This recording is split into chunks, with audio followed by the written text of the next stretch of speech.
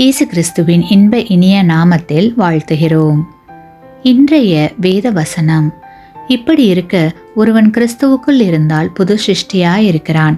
பழையவைகள் ஒழிந்து போயின, எல்லாம் புதிதாயின. 2 கொரிந்தியர் 5:17. Today's Bible verse: Therefore, if anyone is in Christ, he is a new creation. All things have passed away. Behold, all things have become new. 2 Corinthians chapter 5 verse 17. நாம் ஆவிக்குரிய வாழ்க்கையில் கிறிஸ்துவுக்குள் ஒவ்வொரு நாளும் வளர வேண்டும். ஆவிக்குரிய வாழ்க்கையில் நாம் மந்தமாகவோ வியாதிப்பட்டவர்களாகவோ இருக்க தேவன் ஒருபோதும் விரும்புவதில்லை.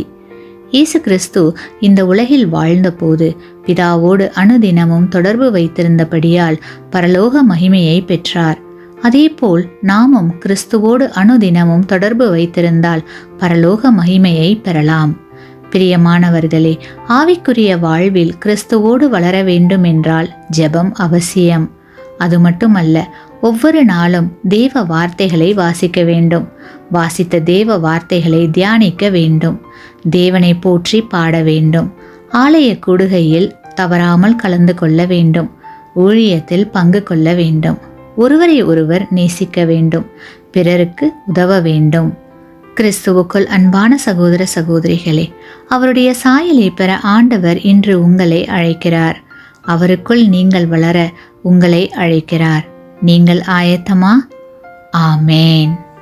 நீங்கள் பெற்ற இந்த ஆசீர்வாதத்தை மற்றவர்களோடு பகிர்ந்து கொள்ளுங்கள்.